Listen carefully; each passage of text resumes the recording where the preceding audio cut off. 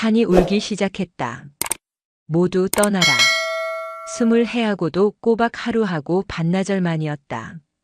충청남도 계룡산 깊은 자락에 고즈넉이 자리한 천명암. 그곳에 살아있는 부처로 불리는 해암 대선사의 입에서 말이 터져 나온 것은 목소리는 마른 장작이 갈라지듯 거칠고 탁했으나 그 안에 담긴 힘은 새벽의 죽비 소리보다 더 날카롭게 총무실의 정적을 갈랐다. 차를 따르던 총무 명진 스님의 찻잔이 기어이 궤도를 벗어났다. 뜨거운 찬물이 그의 승복 소매를 적셨지만 그는 아픔을 느낄 경황조차 없었다. 지난 20년간 주지이신 해암 스님은 단 한 번도 육성을 낸 적이 없었다. 모든 소통은 붓을 든 손끝에서 혹은 침묵으로 전해지는 눈빛으로 이루어졌다.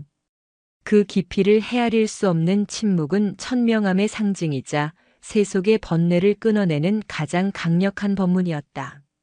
그런데 떠나라니. 그것도 모두. 내 대선사님 지금 뭐라고? 명진은 제 귀를 의심하며 되물었다. 그의 나이 벌써 50을 훌쩍 넘었고 해암 스님을 그림자처럼 모신 세월만 30년이다. 스승의 침묵이 시작되던 그날을 바로 어제 일처럼 기억하는 그다.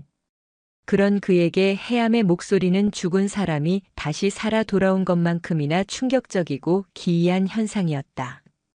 해암은 85의 나이가 무색하게 꼿꼿한 자세로 앉아 있었다. 세월의 흔적이 깊게 파인 얼굴은 마치 마른 고목의 껍질 같았지만 그 사이로 빛나는 두 눈은 밤하늘의 으뜸 별처럼 형형했다. 그는 한치의 흔들림도 없는 눈으로 명진을 바라보며 다시 한번 입을 열었다. 이번에는 더욱 단호하고 서늘한 기운이 실려 있었다. 들리는가, 명진아? 저 소리가. 명진은 숨을 죽이고 귀를 기울였다. 들리는 것이라곤 멀리서 들려오는 산새 소리와 바람에 흔들리는 풍경 소리뿐. 계룡산의 여름은 언제나처럼 평화롭고 싱그러웠다. 주말을 맞아 절을 찾은 신도들과 등산객들의 희미한 웃음소리가 간간히 바람을 타고 올라왔다. 대체 무엇을 들으라는 것인가? 풍경 소리 외에는 아무것도 들리지 않습니다, 스님. 혹 이명이. 아니다. 해암이 명진의 말을 잘랐다. 산이 우는 소리다. 땅의 깊은 속에서부터 터져나오는 신음이다. 이 땅을 이루는 흙과 바위, 나무와 물줄기, 그 모든 것들이 지르는 비명이다. 광기. 명진의 머릿속에 섬뜩한 단어가 스쳐 지나갔다. 20년의 무건이 스승의 정신을 앗아간 것인가? 아무리 큰 깨달음을 얻은 대선사라 한들 세월 앞에서는 어쩔 수 없는 것인가?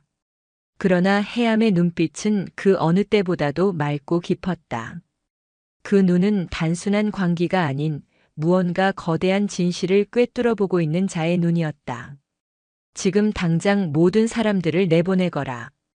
공양주 보살도 행자들도 오늘 절을 찾은 신도들도 단 한 사람도 남김없이. 동자승 원일인 6가지 모두. 계룡산 자락을 벗어나 적어도 읍내까지는 피신시켜야 한다. 스님, 하문할 것이 있습니다. 아무런 연유도 없이 어찌 사람들을 내쫓으란 말씀이십니까? 오늘 큰 시주를 약속한 신도들도 와 있고 내일은 백중 준비로 일손이 한창 바쁠 때입니다.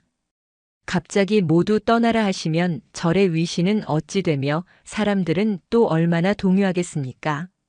명진은 거의 애원하듯 소리쳤다. 그의 말은 지극히 상식적이고 현실적이었다. 이 평화로운 산사에서 갑작스러운 대피 명령이라니. 그것도 산이 운다는 알 수 없는 이유로.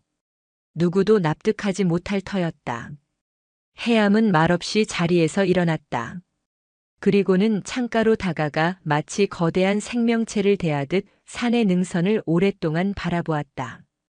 그의 시선은 신령스러운 기운이 서린 계룡산의 연천봉과 산불봉을 차례로 훑었다. 위신이라 하였느냐? 사람들의 동요라 하였느냐?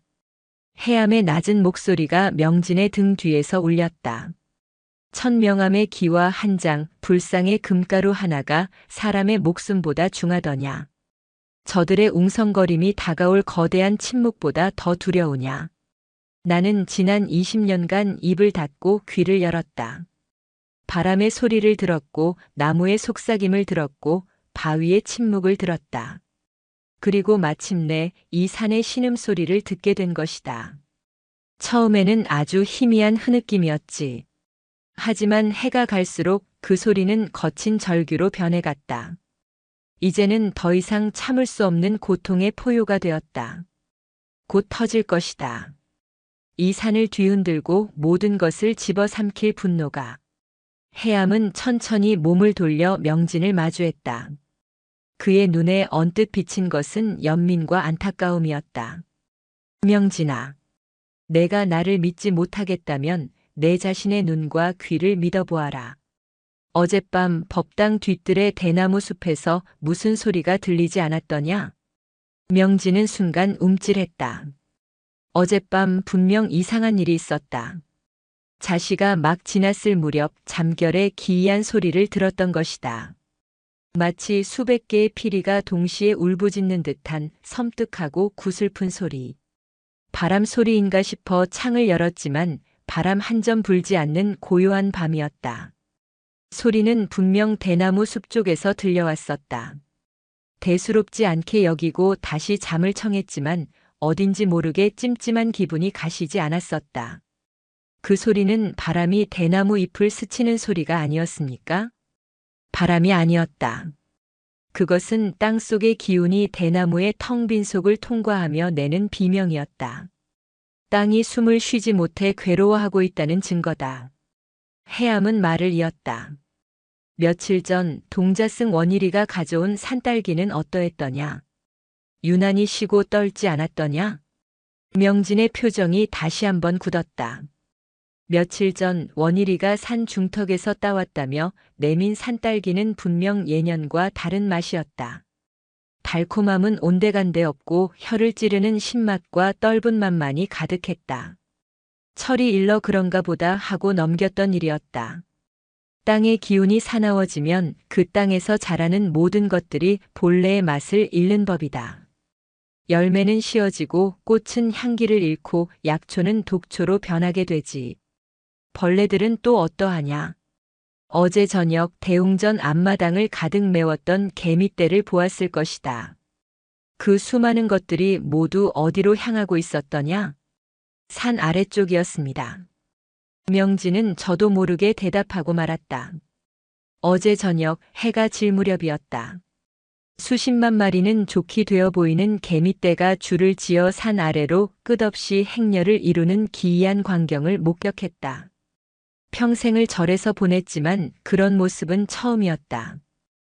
해암 스님의 말 한마디 한마디가 비수처럼 명진의 가슴에 박혔다. 무심코 지나쳤던 사소한 일들이었다. 하지만 돌이켜보니 그것들은 모두 무언가를 예고하는 불길한 징조였다. 스승은 이 모든 것을 꿰뚫어 보고 있었던 것이다. 그의 침묵은 무의미한 고집이 아니라 세상의 가장 미세한 소리까지 듣기 위한 치열한 수행의 과정이었던 것이다. 이제 아시겠습니까, 스님? 제가 왜 이리 서두르는지. 명진은 더 이상 아무 말도 할 수 없었다. 스승의 지혜와 통찰력 앞에 자신의 상식과 이성은 너무나도 하찮고 보잘것없었다. 그는 깊게 허리를 숙였다. 바닥에 이마가 닿을 정도였다. 어리석은 중생의 눈으로는 대선사님의 깊은 뜻을 헤아리지 못했습니다. 죽을 죄를 지었습니다. 지금 당장 모든 사람들을 대피시키겠습니다. 서둘러라. 우리에게 남은 시간이 많지 않다. 해암의 말에 명진은 고개를 들었다. 스님, 시간이 얼마나 남았습니까? 해암은 말없이 손가락 3개를 펼쳐 보였다. 사흘입니까? 해암은 고개를 저었다. 3시간이다. 명진의 얼굴이 새하얗게 질렸다. 3시간. 그 짧은 시간 안에 산중에 흩어져 있는 수십, 어쩌면 100명이 넘을지도 모르는 사람들을 모두 안전한 곳으로 대피시켜야 한다. 불가능에 가까운 일이었다. 허나 스님 어찌 방법을 찾지 말고 행하거라. 나의 말이 법이다. 해암의 목소리에는 더 이상 의심을 허락하지 않는 절대적인 힘이 실려 있었다. 명진은 이를 악물었다. 그는 더 이상 주저하지 않았다. 총무실을 뛰쳐나간 그는 범종이 있는 종각으로 달려갔다. 천명암의 범종은 나라에 큰 난리가 나거나 혹은 절에 큰 화재가 났을 때 외에는 함부로 울리지 않는다는 엄격한 규칙이 있었다. 그러나 지금은 그 규칙을 따질 때가 아니었다. 명진은 거대한 닭목을 힘껏 끌어당겼다. 덱마이너스. 맑고 장엄한 소리가 아니었다. 다급함과 불안함이 잔뜩 묻어나는 거칠고 절박한 종소리였다. 덱마이너스, 덱마이너스, 덱마이너스. 규칙을 무시한 채 마구잡이로 울리는 종소리에 산사의 평화는 산산조각이 났다.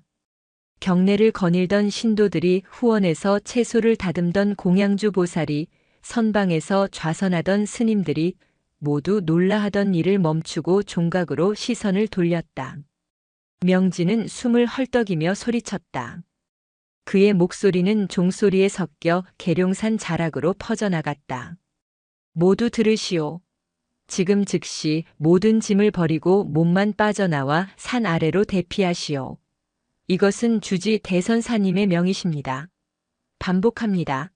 모두 지금 당장 천명암을 떠나 산 아래로 대피하시오.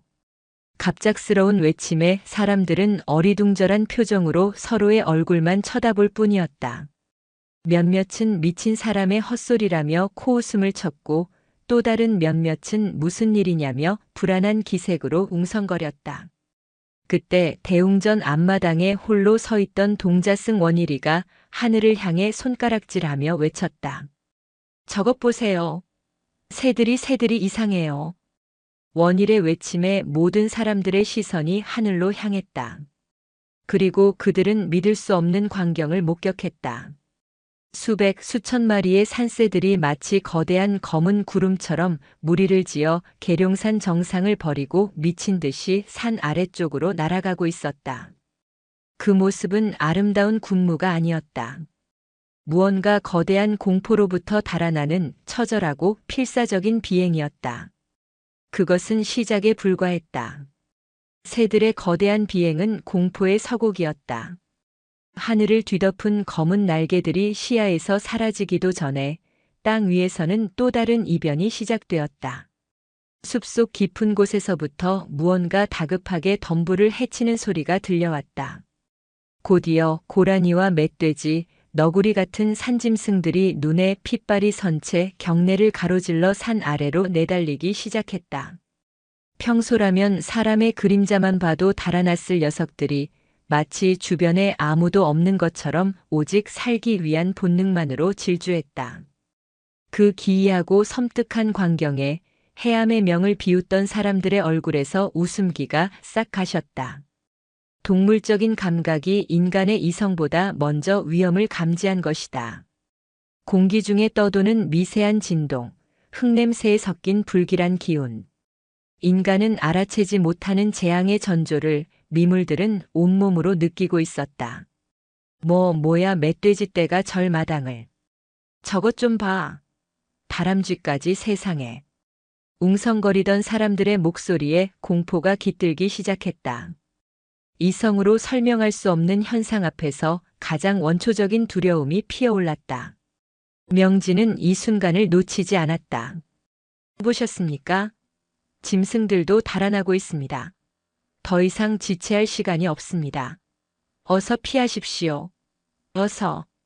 명진의 절박한 외침은 이제 단순한 명령이 아닌 모두를 살리기 위한 간절한 호소가 되어 사람들의 마음에 파고들었다. 몇몇 발 빠른 사람들이 욕설을 내뱉으며 주차장을 향해 뛰기 시작했고 그 움직임은 곧 전염병처럼 번져나갔다. 공포에 휩싸인 군중은 이성을 잃고 맹목적으로 움직였다. 서로를 밀치고 넘어지고 아수라장이 펼쳐졌다. 질서를 지키시오. 아이와 노약자 먼저. 명진과 몇몇 젊은 스님들이 고함을 치며 사람들을 통제하려 했지만 거대한 공포의 물결 앞에서 그들의 목소리는 무력했다. 한편 해암 스님은 주지실에서 나와 대웅전 앞마당 가장 높은 곳에 홀로 서 있었다. 그는 아비규환이 된 경내를 내려다보지도 미친 듯이 달아나는 짐승들을 쳐다보지도 않았다. 그의 시선은 오직 대웅전 처마 끝에 매달린 작은 풍경에 고정되어 있었다. 바람 한 점 불지 않는 고요한 대기 속에서 풍경은 마치 발작을 일으킨 듯 격렬하게 흔들리며 날카로운 소리를 토해내고 있었다. 딸랑 마이너스 딸랑 마이너스 하는 맑은 소리가 아니었다. 쇠와 쇠가 비명을 지르며 부딪히는 귀를 찢는 파열음이었다. 땅속 깊은 곳에서부터 올라오는 미세한 진동이 기둥을 타고 석가래를 타고 처마 끝까지 전달되어 풍경을 미친 듯이 흔들고 있는 것이다. 해암은 짧은 신음을 뱉었다. 생각보다 빠르다. 산의 분노가 예상보다 훨씬 더 거세고 깊었다. 20년 동안 침묵 속에서 들어온 산의 신음은 그저 단순한 아픔의 표현이 아니었다. 골마 터지기 직전의 종기처럼 안으로 감내하고 삭혀온 분노와 슬픔의 응어리였다. 너무 많은 것을 품었구나, 이 산은. 너무 많은 한을 삼켰어. 그때 헐레벌떡 경내를 뛰어다니며 사람들을 대피시키던 동자승 원일이가 해암의 곁으로 달려왔다. 12살의 어린 소녀는 얼굴이 하얗게 질린 채 숨을 헐떡였다. 네, 대선사님. 큰일 났습니다. 공양주 보살님이 보현 보살님이 보이지 않습니다. 해암의 고개가 천천히 원일에게로 향했다. 보현 보살. 천명암의 주방일을 도맡아 온 50줄의 과부였다. 10년 전 남편과 사별하고 어린 딸 하나를 잃은 슬픔을 부처님께 의지하고자 절에 들어온 후 묵묵히 스님들과 신도들의 밥을 지어온 신심 깊은 여인이었다. 주방에도 숙소에도 안 계십니다. 텃밭에도 가보았는데 텃밭의 채소들이 전부. 원일은 말을 잇지 못하고 입술을 파르르 떨었다. 그 모습에 명진이 다급하게 다가와 물었다. 원일아, 텃밭이 어쨌단 말이냐? 채소들이 전부 시들어 죽어 있었습니다. 총무 스님. 오늘 아침까지만 해도 파릇파릇했던 것들이 마치 가뭄에 말라비틀어진 것처럼 누렇게 변해 있었어요. 그리고 보현 보살님의 호미가 뒷산 약수터로 가는 길목에 떨어져 있었습니다. 약수터라니. 명진의 얼굴이 굳어졌다. 약수터는 경내에서 한참을 걸어 올라가야 하는 숲속 깊숙한 곳에 있었다. 보현 보살은 매일 아침 그 약수로 밥을 짓고 차를 올리는 것을 가장 중요한 일과로 여겼다. 오늘도 분명 아무것도 모른 채 약수를 쓸어갔을 터였다. 제가 찾아보겠습니다. 젊은 행자승 하나가 용감하게 외치며 산길로 달려가려 했다. 해암이 그를 막아섰다. 아니다. 너무 위험하다. 하지만 대선사님, 사람 목숨이 달려있지 않습니까? 가서는 안 된다. 지금 그곳으로 가는 것은 불길 속에 뛰어드는 것과 같다. 해암의 단호한 말에 행자승의 발걸음이 우뚝 멈췄다. 그 순간 모두의 발밑에서부터 우웅 마이너스 하는 낮고 섬뜩한 소리가 울려 퍼지기 시작했다. 땅이, 거대한 산 전체가 하나의 거대한 생명체처럼 몸을 떨며 울부짖고 있었다. 대웅전의 기와들이 서로 부딪히며 기분 나쁜 소리를 냈고 땅바닥에는 실금 같은 균열이 거미줄처럼 번져나갔다. 으악! 땅이 흔들린다. 아직 경내를 빠져나가지 못한 몇몇 사람들이 비명을 지르며 주저앉았다. 지진이었다. 명진은 간신히 법당 기둥을 붙잡고 몸을 가누며 절망적인 표정으로 해암을 바라보았다. 스님, 이제 끝입니까? 해암은 대답 대신 조용히 눈을 감았다. 그리고는 20년 만에 터져나온 목소리로 불경을 외기 시작했다. 그것은 흔한 반야심경이나 천수경이 아니었다. 천명암의 주지에게만 대대로 구전으로 전해져 내려오는 땅의 신을 달래고 산의 노여움을 잠재운다는 비전의 진언이었다. 거칠고 탁했던 목소리는 온데간데 없었다. 수십 년의 수행으로 다져진 깊은 내공이 실린 해암의 독경 소리는 땅의 울음소리에 맞서듯 장엄하고도 자비롭게 산 전체로 퍼져나갔다. 마치 거대한 종을 울리는 듯한 깊은 울림이었다. 신기한 일이었다. 해암의 독경 소리가 커질수록 미친 듯이 요동치던 땅의 진동이 조금씩 잦아들기 시작했다. 발작하던 풍경 소리도 기와가 부딪히는 소리도 점차 잦아들었다. 마치 성난 맹수가 주인의 목소리를 듣고 서서히 복종하는 듯한 모습이었다. 하지만 그것은 아주 잠시뿐이었다. 쿠르르르르릉 마이너스. 진동과는 비교할 수 없는 하늘과 땅이 뒤집히는 듯한 굉음이 산 정상 쪽에서부터 터져나왔다. 마치 하늘의 거대한 구멍이라도 뚫린 듯한 세상의 종말을 고하는 듯한 끔찍한 소리였다. 모두가 본능적으로 소리가 들려온 쪽을 바라보았다. 그리고 그들의 눈에 들어온 것은 평생을 가도 잊을 수 없을 공포 그 자체였다. 천명암 뒤편을 병풍처럼 감싸고 있던 수백 년 묵은 아름드리 소나무들이 빽빽하게 들어차 있던 산비탈. 그 산비탈의 거대한 일부가 마치 두부처럼 잘려나가 통째로 무너져 내리고 있었다. 수만 톤의 흙과 바위, 뿌리째 뽑힌 거목들이 뒤섞인 거대한 해일. 그것은 모든 것을 집어삼키고 파괴하며 천명암을 향해 무서운 속도로 돌진해오고 있었다. 산사태다. 누군가의 절규를 끝으로 세상의 모든 소리가 거대한 흙더미의 포효 속에 묻혀버렸다. 이제 남은 시간은 단 몇 초. 인간의 힘으로는 결코 막을 수도 피할 수도 없는 절대적인 재앙이었다. 명진은 그 자리에 주저앉아 눈을 감았다. 모든 것이 끝났다고 생각했다. 하지만 그때였다. 눈을 감고 있던 해암 스님이 천천히 눈을 떴다. 그의 눈에는 공포나 절망이 아닌 무언가를 결심한 자의 고요하고 강렬한 빛이 감돌고 있었다. 해암은 무너져 내리는 산을 등진 채 대웅전을 향해 성큼성큼 걸어갔다. 그리고는 조금의 망설임도 없이 육중한 대웅전의 문을 활짝 열어젖혔다. 모두 이리로 들어오너라. 어서. 해암의 외침에 명진과 원일 그리고 남은 몇몇 사람들이 홀린 듯이 대웅전 안으로 몸을 던졌다. 스님, 여긴 위험합니다. 무너질 겁니다. 명진이 울부짖었지만 해암은 묵묵히 대웅전 가장 깊숙한 곳, 거대한 금동 석가모니 불상 앞으로 걸어갔다. 그리고는 불상의 발 아래 평소에는 누구의 눈에도 띄지 않았던 작은 나무 마개를 뽑아들었다. 마개가 뽑히자 그 자리에서 서늘하고 맑은 기운이 뿜어져 나오기 시작했다. 해암은 마지막으로 남아있던 명진과 원희를 불상 뒤편의 좁은 공간으로 밀어넣으며 말했다. 그의 목소리는 놀랍도록 차분했다. 이곳은 천명암의 심장이다. 이 산의 용맥이 흐르는 유일한 혈이지. 산은 자신의 심장을 해치지 않는다. 그 말을 끝으로 집채만 한 바위와 토사가 대웅전의 창을 부수고 벽을 허물며 성난 짐승처럼 안으로 쏟아져 들어왔다. 세상은 암흑과 굉음으로 가득 찼다. 대웅전의 기둥이 부러지고 석가래가 무너져 내리는 파괴음, 수만 톤의 토사가 모든 것을 지식이고 휩쓰는 지옥의 소리가 고막을 찢을 듯이 울렸다. 명진은 본능적으로 어린 원일의 몸을 감싸 안고 불상 뒤편 좁은 공간에 몸을 웅크렸다.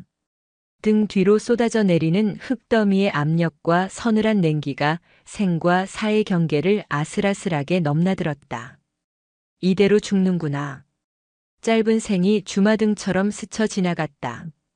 부모님의 얼굴, 출가하던 날의 굳은 결심, 그리고 지난 30년간 그림자처럼 모셨던 스승, 해암의 무표정한 얼굴이 떠올랐다.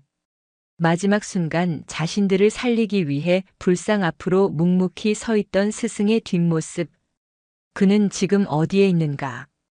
이 끔찍한 흙더미 속에 함께 묻혀버린 것인가? 명진의 눈에서 뜨거운 눈물이 솟구쳤다. 얼마나 시간이 흘렀을까. 영원할 것만 같던 굉음과 진동이 서서히 잦아들었다. 세상의 모든 소리가 사라진 듯한 완전한 정적이 찾아왔다. 칠흑 같은 어둠 속 명진은 자신이 아직 살아있음을 깨달았다. 코끝으로 스며드는 짙은 흙냄새와 나무 먼지가 그 증거였다. 스님 괜찮으십니까? 옆에서 떨리는 목소리가 들려왔다. 원일이었다. 아이는 공포에 질려 있었지만 다행히 다친 곳은 없어 보였다. 나는 괜찮다. 원일아, 너는? 저도 괜찮습니다. 그런데 여긴. 주변은 온통 흙과 부서진 나무로 막혀 있었다. 불상과 그 뒤편의 단단한 안반이 기적적으로 공간을 만들어준 덕분에 목숨을 건진 것이다. 하지만 그들은 완전히 고립되었다. 살아있는 무덤 속에 갇힌 것이나 다름없었다.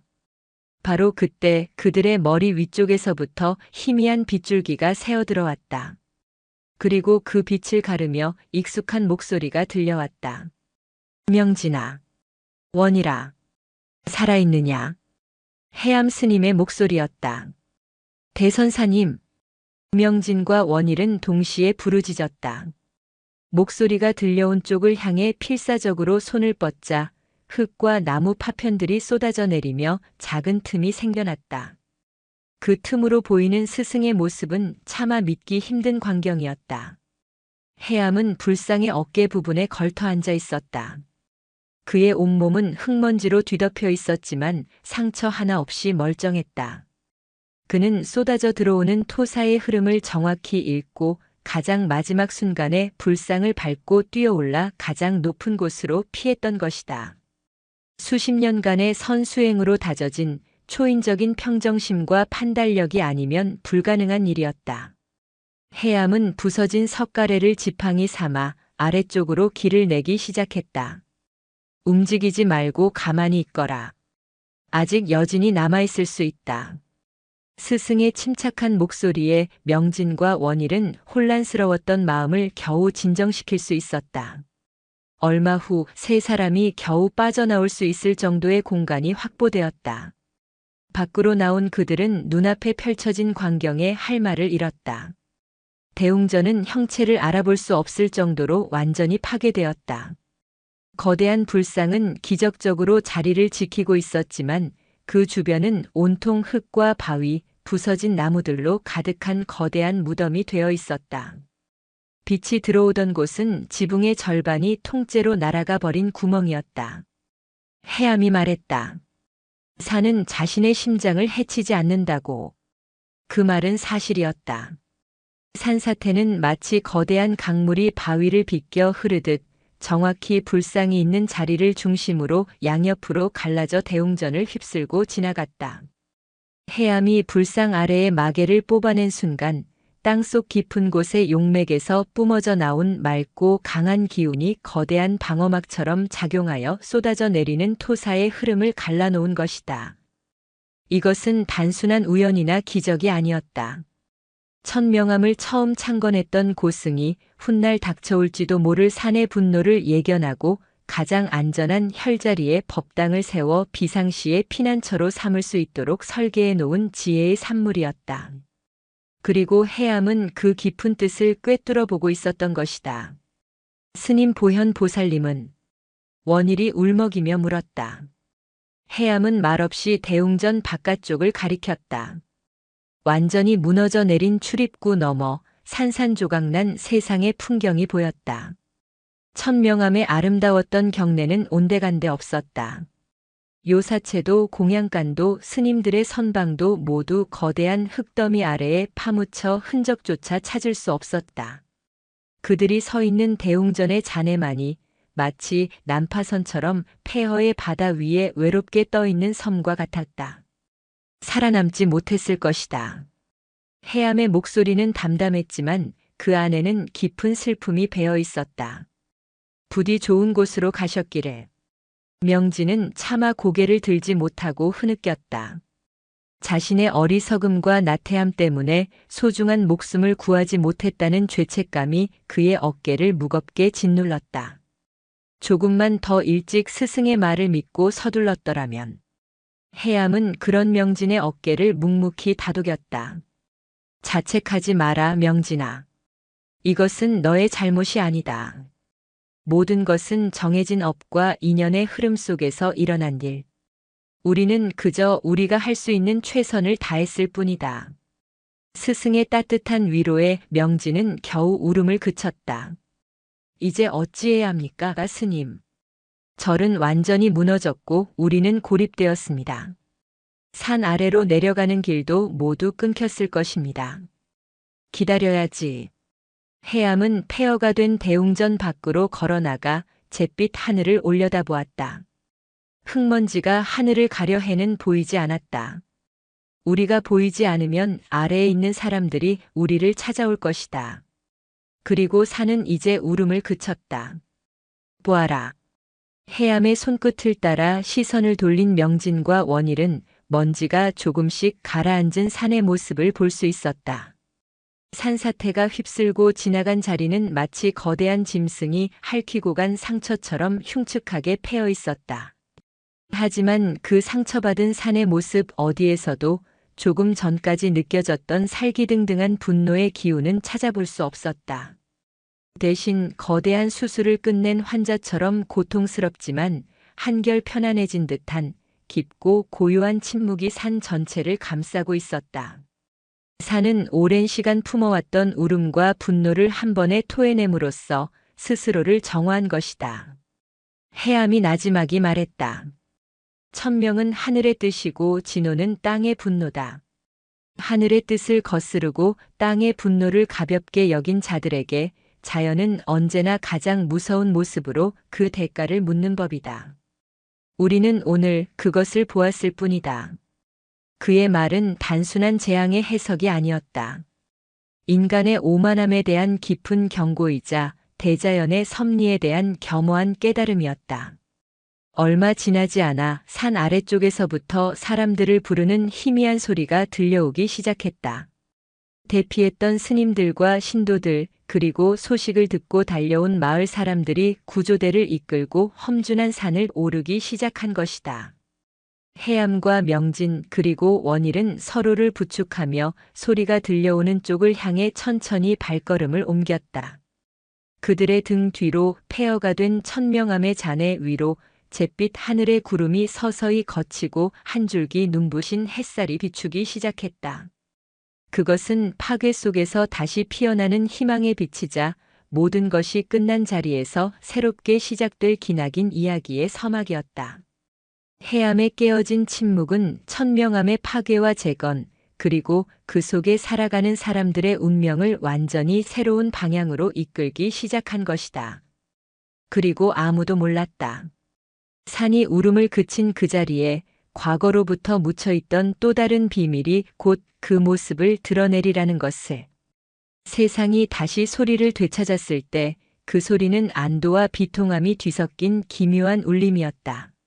산 아래로 대피했던 스님들과 신도들은 처참하게 무너진 천명암의 모습을 보고 망연자실했다. 아름드리 나무가 뿌리째 뽑혀 나뒹굴고 거대한 바위들이 요사체와 공양간이 있던 자리를 짓뭉개고 있었다. 그들이 수십 년간 의지하고 살아왔던 삶의 터전은 하룻밤 사이에 거대한 무덤으로 변해 있었다. 절망이 모두의 얼굴을 뒤덮으려던 순간 누군가 외쳤다. 스님, 주지 스님께서 살아계신다. 폐허가 된 대웅전 터에서 흙먼지를 뒤집어 쓴 세 사람이 모습을 드러냈다. 해암 대선사와 총무 명진, 그리고 동자승 원일이었다. 그들이 살아있다는 사실 하나만으로도 절망의 잿더미 속에서 기적이라는 이름의 작은 불씨가 피어올랐다. 사람들은 울면서 그들에게 달려갔고 서로를 부둥켜 안으며 생존의 기쁨을 나누었다. 하지만 기쁨은 짧았다. 공양주 보현 보살이 결국 돌아오지 못했다는 소식은 모두의 가슴에 무거운 돌덩이를 올려놓았다. 해암은 살아남은 자들의 안도를 뒤로하고 보현보살이 사라진 약수터 방향을 향해 조용히 합장했다. 그의 입에서는 소리 없는 독경이 흘러나왔고 그 자비로운 기운은 슬픔에 잠긴 이들을 조용히 위로했다. 곧이어 요란한 사이렌 소리와 함께 구조대와 군인들, 그리고 뉴스를 보고 달려온 취재진들이 현장을 가득 메웠다. 계룡산 국립공원 한복판에 자리한 유서 깊은 사찰이 산사태로 완전히 매몰되었다는 소식은 나라를 떠들썩하게 만들기에 충분했다. 헬리콥터가 상공을 맴돌고 군수를 비롯한 지역 관리들이 현장을 찾아와 혀를 내둘렀다. 이럴 수가 어찌 이런 일이. 안전모를 쓴 군수가 망연자실한 표정으로 명진에게 물었다. 총무스님, 대체 어찌 된 일입니까? 최근 이 지역엔 큰 비가 내린 적도 없는데 이렇게 대규모의 산사태가 발생할 수 있단 말입니까? 명진은 차마 산이 울어서라는 말은 꺼낼 수 없었다. 세속의 논리와 이성으로는 도저히 설명할 수도 이해시킬 수도 없는 일이었다. 그는 그저 해암 스님의 선견지명 덕분에 미리 대피하여 더 큰 인명 피해를 막을 수 있었다고만 설명했다. 주지 스님의 지혜 덕분입니다. 스님께서 미리 위험을 감지하지 못하셨더라면 생각만 해도 끔찍합니다. 군수와 전문가들은 고개를 갸웃거렸다. 아무리 노련한 수행자라 한들 지진계로도 예측하기 힘든 대규모 산사태를 어떻게 미리 알 수 있었단 말인가. 그들은 해암을 신비로운 눈으로 쳐다보았지만 해암은 그저 묵묵히 폐허를 둘러볼 뿐이었다. 그의 관심은 오직 이 상처 입은 산과 그 안에서 쓰러져간 생명, 그리고 앞으로 살아남은 자들이 짊어져야 할 무게에만 쏠려 있었다. 수색 작업과 복구 작업이 시작되었다. 굴착기가 동원되어 무너진 흙더미를 조심스럽게 파내려 가기 시작했다. 보현보살의 흔적이라도 찾기 위함이었다. 하지만 며칠이 지나도록 그녀의 모습은 보이지 않았다.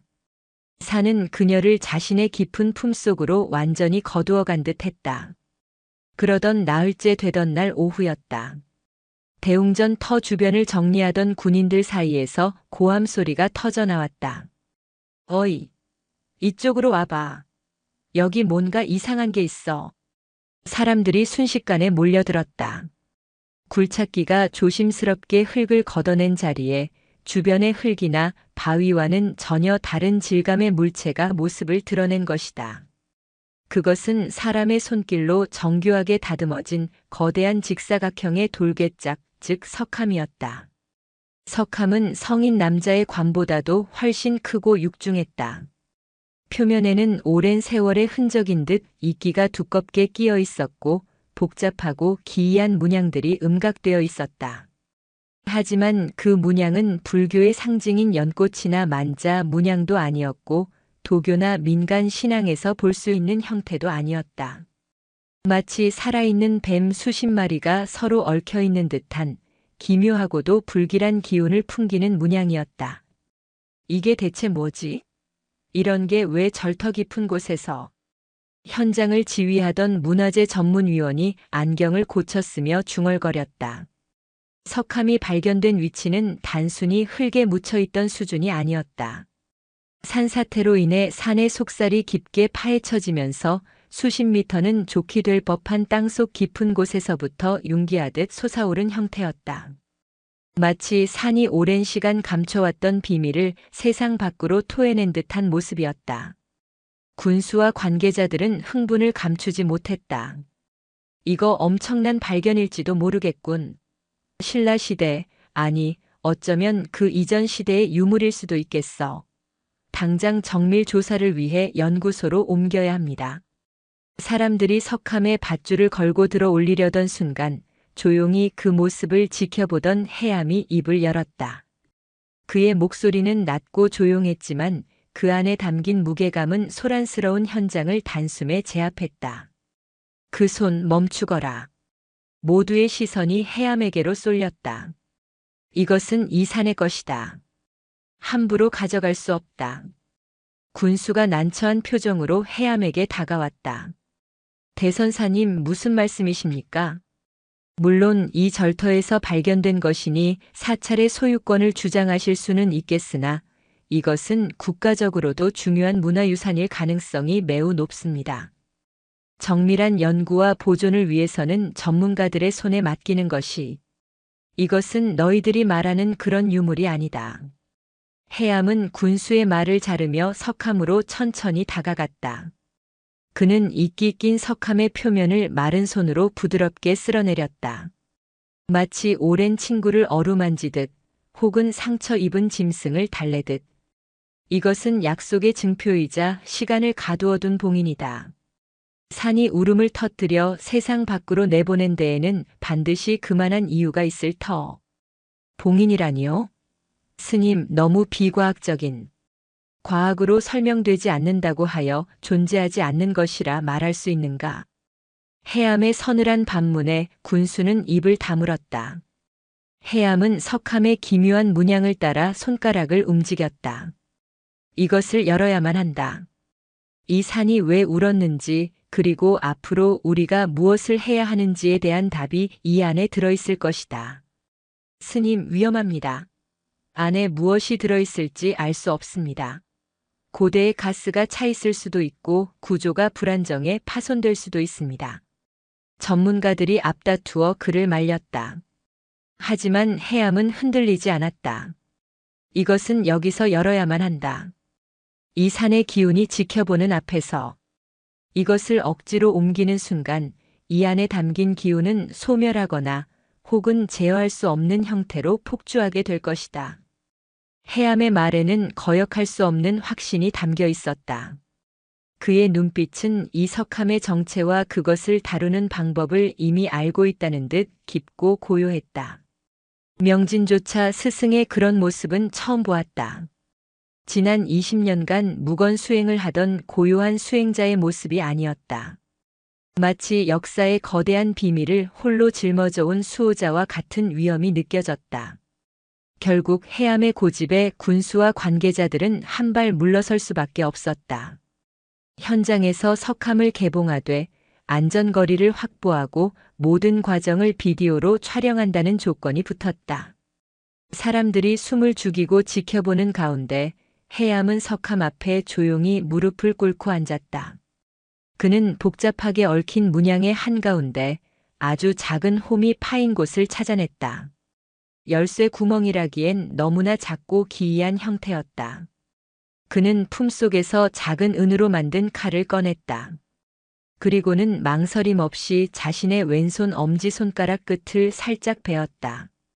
붉은 피가 방울져 맺히자 그는 그 피를 정확하게 홈 안으로 떨어뜨렸다.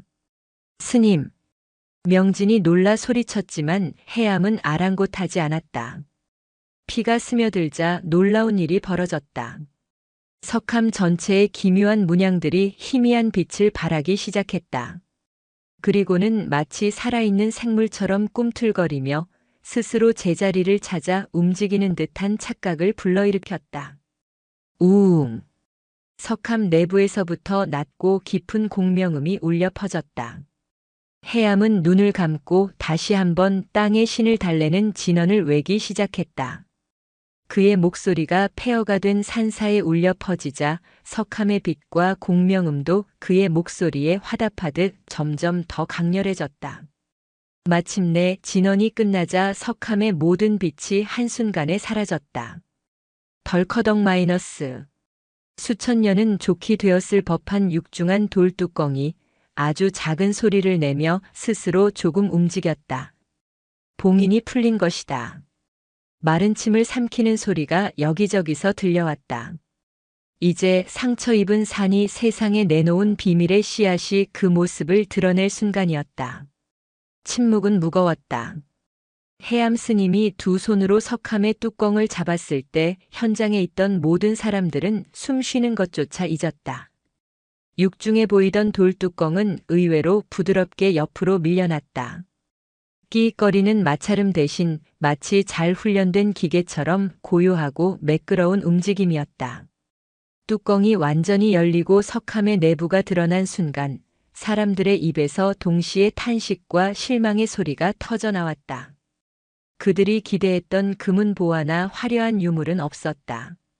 석함 내부는 검은 비단으로 정갈하게 감싸여 있었고 그 안에는 단 2가지의 물건만이 고요히 잠들어 있었다. 하나는 잘 마른 대나무를 엮어 만든 죽간 뭉치였다. 세월의 흔적으로 짙은 갈색을 띠고 있었지만 놀랍게도 거의 부식되지 않은 채 온전한 형태를 유지하고 있었다.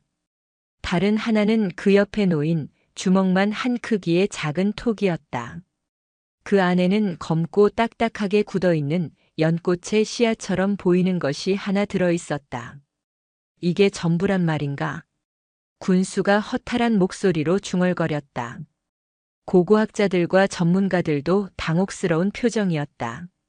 물론 주가는 그 자체로 엄청난 사료적 가치를 지닐 수 있었다.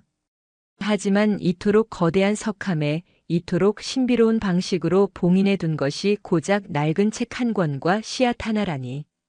그들의 상식으로는 이해할 수 없는 일이었다. 하지만 해암의 표정은 달랐다. 그의 얼굴에는 깊은 경외감과 함께 마침내 오랜 숙제를 마주한 자의 비장함이 서려 있었다.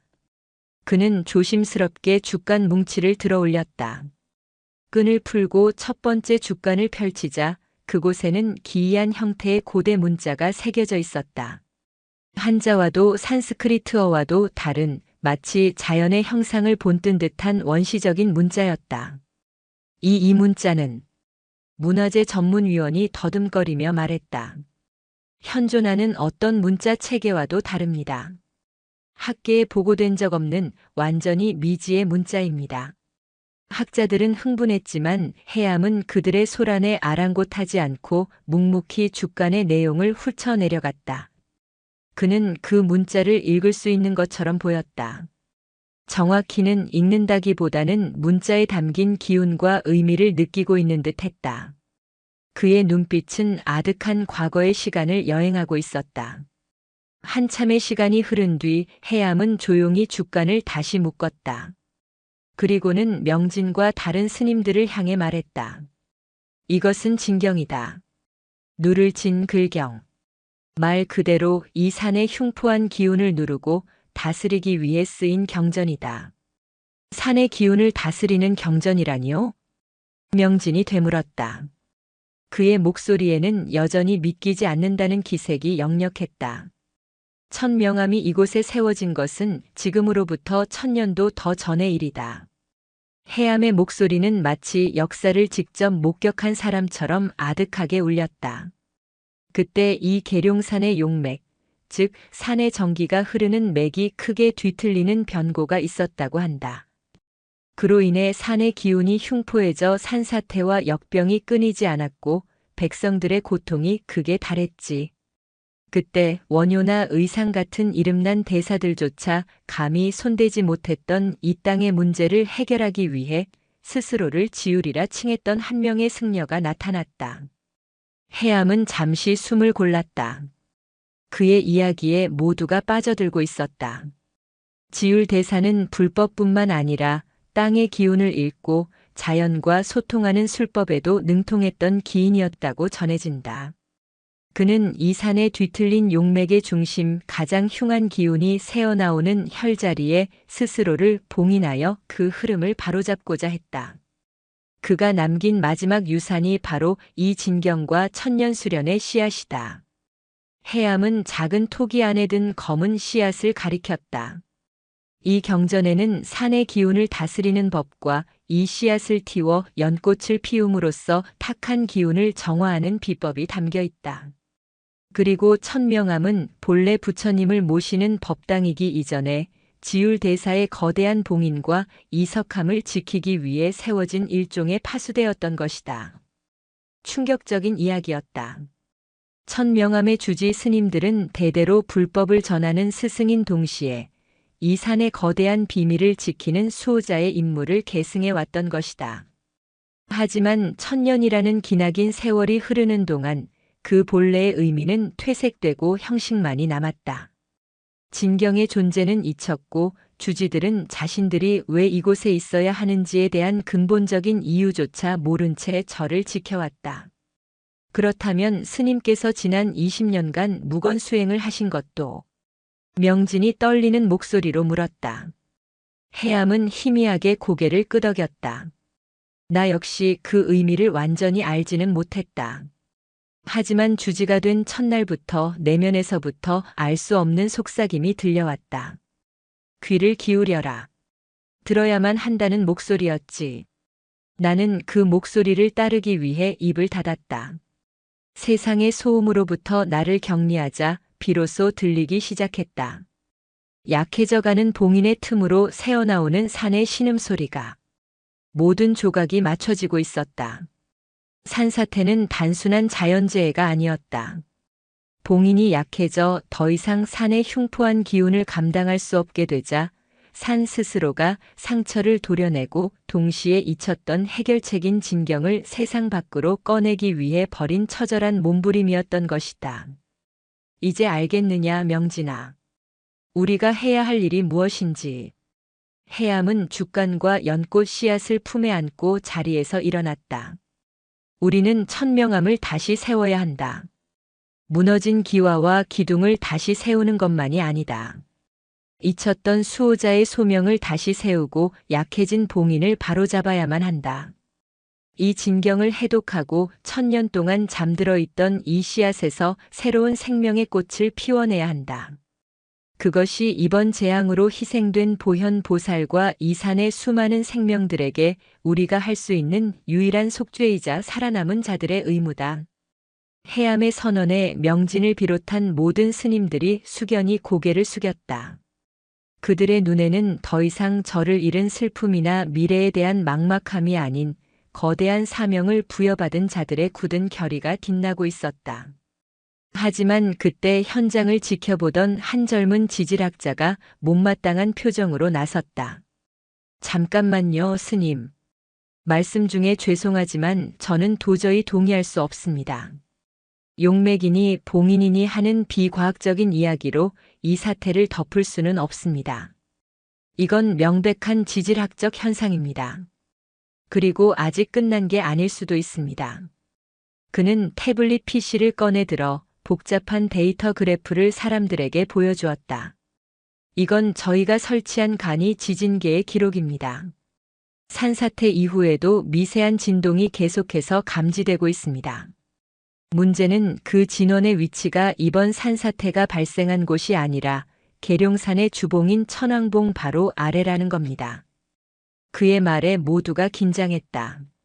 제 가설이 맞다면 이번 산사태는 일종의 전조 현상에 불과합니다. 진짜 붕괴는 아직 시작되지도 않았을 수 있다는 말입니다. 주봉 전체가 무너져 내리는 상상조차 할 수 없는 규모의 재앙이. 그의 말이 채 끝나기도 전에 다시 한번 땅이 울렸다. 쿵 마이너스. 이전의 진동과는 비교할 수 없는 깊고 불길한 떨림이었다. 마치 땅속 깊은 곳에 잠들어 있던 거대한 용이 1000년의 잠에서 깨어나 뒤척이며 등을 일으키는 듯한 소름 끼치는 진동이었다.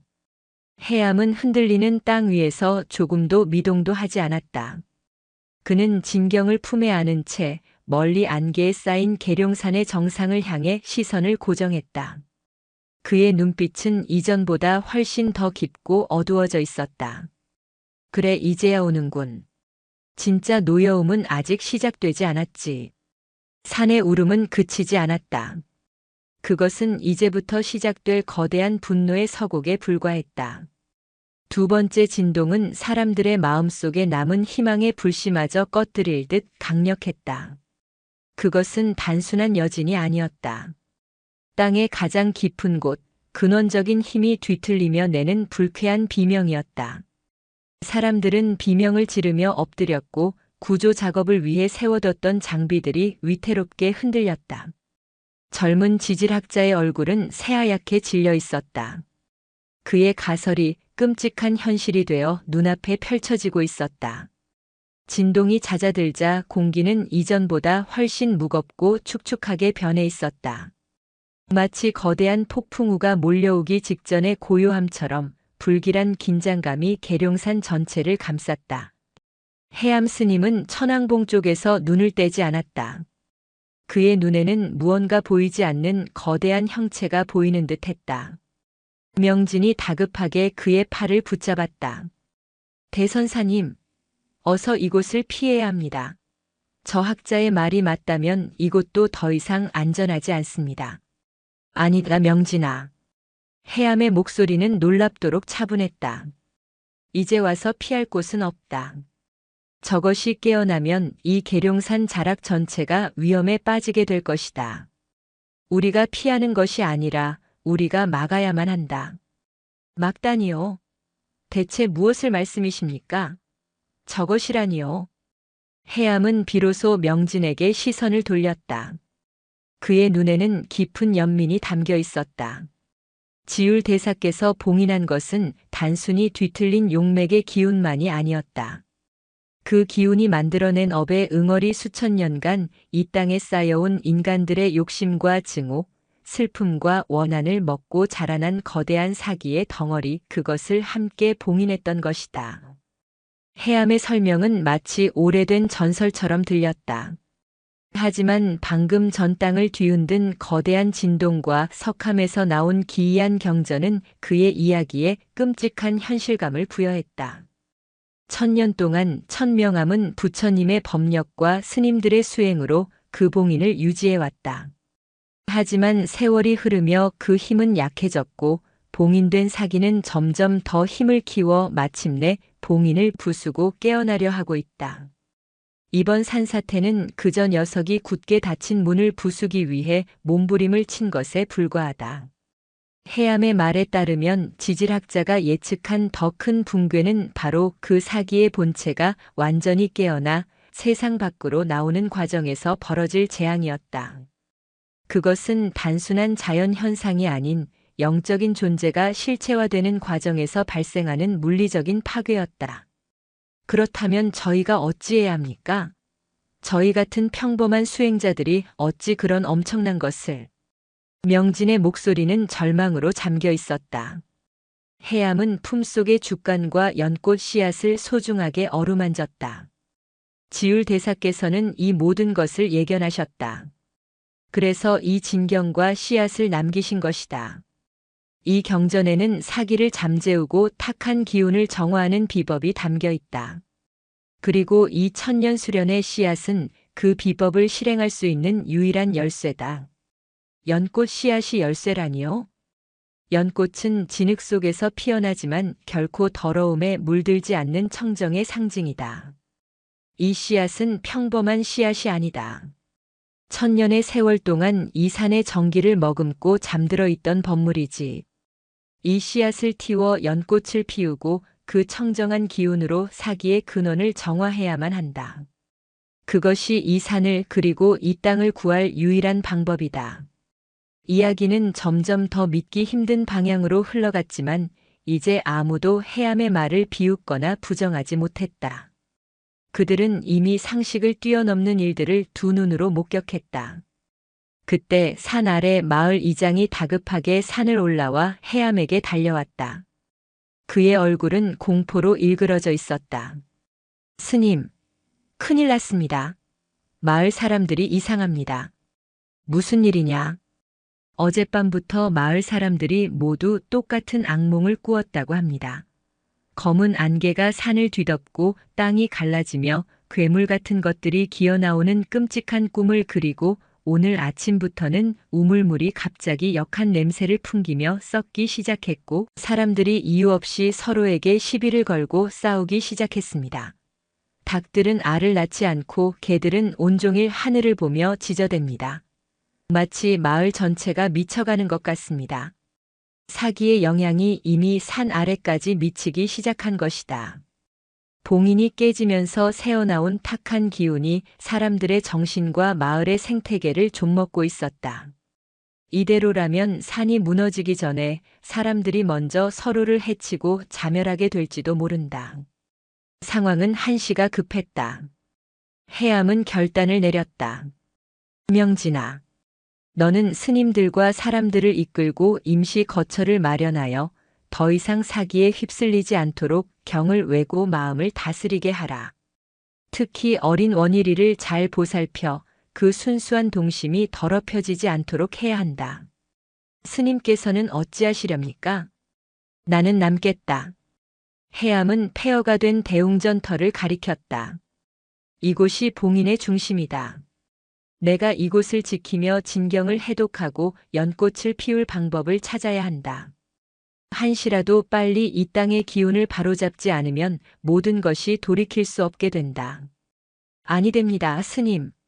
어찌 스님 혼자 이 위험한 곳에 남으시겠단 말입니까? 저도 함께 남겠습니다. 명진이 간절하게 애원했다. 해암은 단호하게 고개를 저었다. 아니다. 너에게는 사람들을 지킬 의무가 있다. 그것 또한 수호자의 중요한 임무다. 어서 가거라. 이것은 나의 명령이다. 해암의 명령은 거역할 수 없었다. 명진은 눈물을 머금고 스승에게 큰 절을 올렸다. 살아남은 스님들과 사람들도 모두 해암의 앞에 무릎을 꿇고 그의 무사를 기원했다. 그들의 눈에는 해암이 단순한 노승이 아닌 모두의 운명을 짊어진 채 거대한 악에 맞서 싸우려는 위대한 영웅으로 보였다. 사람들이 모두 떠나고 군인들과 관계자들도 추가 붕괴의 위험 때문에 철수를 서둘렀다. 마침내 폐허가 된 천명암터에는 해암 스님 홀로 남게 되었다. 해가 기울어 사방에 어둠이 내리기 시작하자 산의 기운은 더욱 음산하고 차가워졌다. 짐승의 울음소리도 벌레 소리도 들리지 않는 죽음의 침묵이 산을 지배했다. 해암은 무너진 불상 앞에 자리를 잡고 앉았다. 그리고는 품에서 죽간을 꺼내 달빛에 의지하여 한 글자 한 글자 더듬어 읽기 시작했다. 고대의 문자는 마치 암호와도 같아서 이성적인 지식만으로는 해독이 불가능했다. 그는 자신의 모든 정신을 집중하여 문자에 깃든 지울 대사의 의식과 감응하기 시작했다.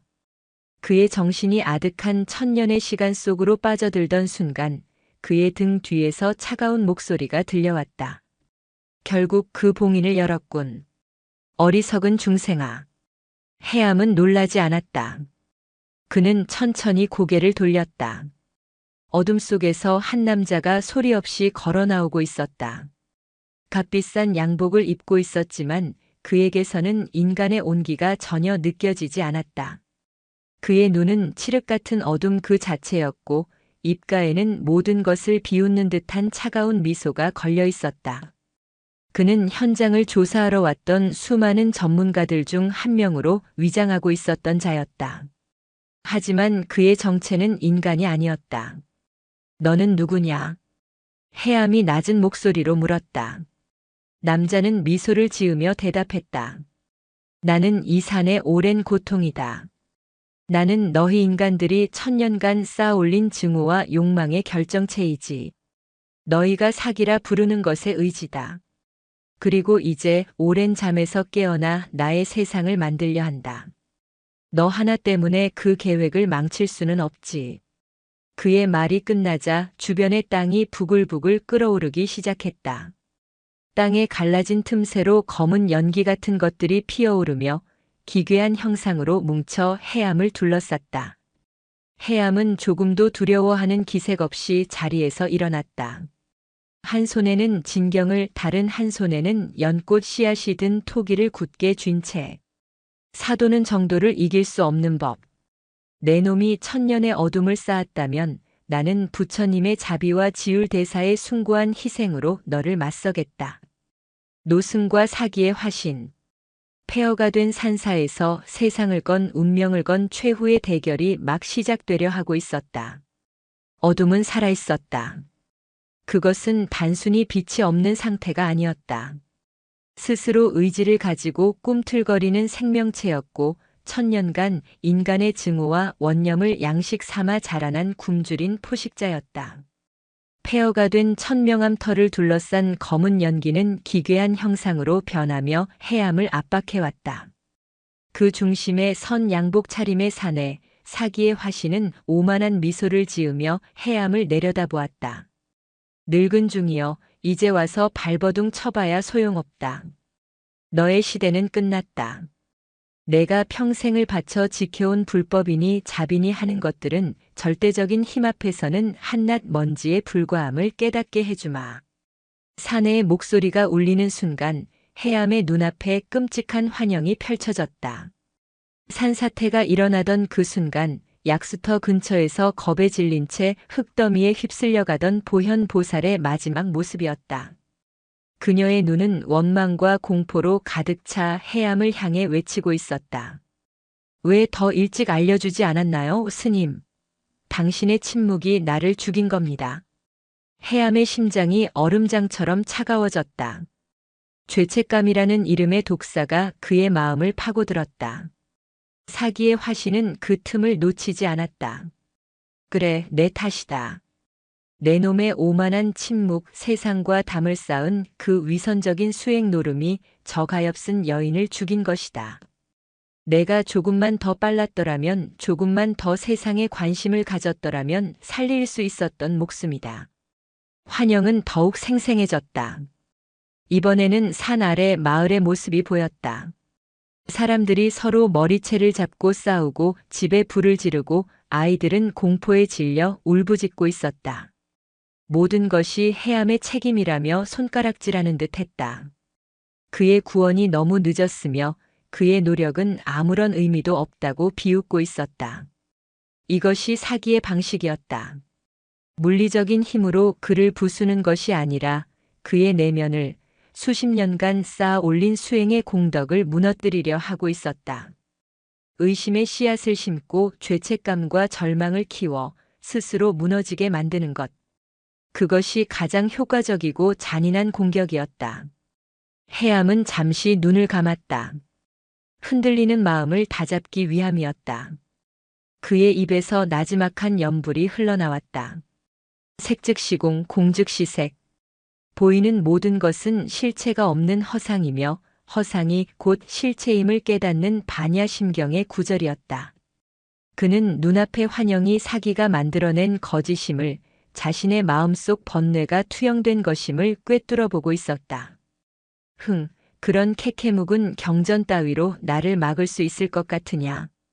사기의 화신이 조롱하며 손을 뻗자 검은 연기가 거대한 소나기의 형상이 되어 해암을 움켜쥐려 했다. 바로 그 순간 해암이 눈을 떴다. 그의 눈에는 더 이상 흔들림이 없었다. 대신 깊은 연민과 자비의 빛이 담겨 있었다. 가엾은 것. 해암의 목소리는 증오가 아닌 슬픔에 차 있었다. 너 또한 고통받는 중생이로구나. 천년의 세월 동안 너는 인간이 쏟아내는 온갖 더러운 감정의 찌꺼기를 받아먹으며 살아왔겠지. 사랑받아 본 적도 정화되어 본 적도 없이 오직 어둠 속에서 원망과 분노만을 키워왔을 터. 내가 어찌 악하지 않을 수 있었겠느냐. 해암은 자신을 공격하는 적을 향해 연민의 마음을 보내고 있었다. 증오에는 증오로, 공포에는 공포로 맞서는 대신 그는 가장 근원적인 불심인 자비로 맞섰다. 닥쳐라. 내 놈 따위의 동정은 필요 없다. 사기의 화신이 격렬하게 외쳤다. 해암의 자비심은 그에게 가장 익숙하지 않은, 그래서 더욱 고통스러운 공격이었다. 검은 소나기가 해암의 몸에 닿으려는 순간 해암의 몸에서 뿜어져 나온 맑고 따뜻한 기운이 그것을 밀어냈다. 마치 어둠이 빛을 만나면 스스로 물러나는 것과 같은 이치였다. 이럴 수가. 사기의 화신은 당황했다.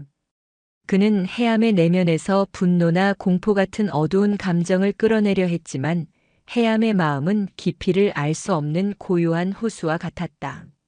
어떤 환영을 보여주고 어떤 고통을 속삭여도 그는 그 모든 것을 자비라는 거대한 그릇 안에 담아낼 뿐이었다.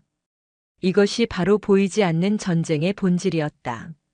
힘과 힘의 대결이 아닌 마음과 마음의 싸움. 탁한 기운과 맑은 기운의 대결이었다. 한편 산 아래 마을 회관에 마련된 임시 거처에서는 명진이 안절부절 못하고 있었다. 어둠이 내린 산 위에서 어떤 일이 벌어지고 있는지 알 수는 없었지만 시간이 갈수록 공기 중의 감도는 사악한 기운이 점점 더 짙어지는 것을 온몸으로 느낄 수 있었다. 마을 사람들의 불안은 극에 달했고 아이들은 이유 없이 울음을 터뜨렸다. 안 되겠다. 우리라고 가만히 있을 수만은 없다. 명진은 결심했다. 그는 함께 대피한 스님들과 신심 깊은 신도들을 불러 모았다. 여러분, 지금 주지 대선사님께서 홀로 산 위에서 우리 모두를 위해 저 사악한 기운과 맞서 싸우고 계십니다. 우리가 눈으로 볼 수도 귀로 들을 수도 없지만 저는 느낄 수 있습니다. 스승님의 외로운 싸움을. 그의 목소리는 절박했고 그 절박함은 사람들의 마음에 불을 지폈다. 우리가 할 수 있는 일은 많지 않습니다. 하지만 우리의 마음을 하나로 모을 수는 있습니다. 우리의 간절한 기도가 스님께는 가장 큰 힘이 되어 드릴 것입니다. 모두 저 검은 산을 향해 합장하고 부처님의 가호를 비는 기도를 올립시다. 명진의 선창에 따라 수십 명의 사람들이 일제히 무너진 천명암이 있는 산 정상을 향해 무릎을 꿇었다. 관세음보살, 관세음보살. 간절함이 담긴 연불 소리가 어두운 마을에 울려 퍼지기 시작했다. 처음에는 작고 떨리는 소리였지만 이내 하나의 거대한 목소리가 되어 밤하늘을 향해 솟아올랐다. 어린 동자승 원일이도 고사리 같은 손을 모으고 그 누구보다도 맑고 큰 소리로 스승님의 무사를 빌었다. 그들의 기도는 보이지 않는 빛의 강물이 되어 어둠에 잠긴 산을 거슬러 올라갔다. 산 위 폐허가 된 대웅전터에서 홀로 버티고 서 있던 해암은 그 기운을 느꼈다. 혼자가 아니었다. 자신을 믿고 지지하는 수많은 마음들이 거대한 방패가 되어 자신을 감싸주고 있음을 느꼈다. 그의 가슴 속에서 새로운 용기와 힘이 솟아올랐다.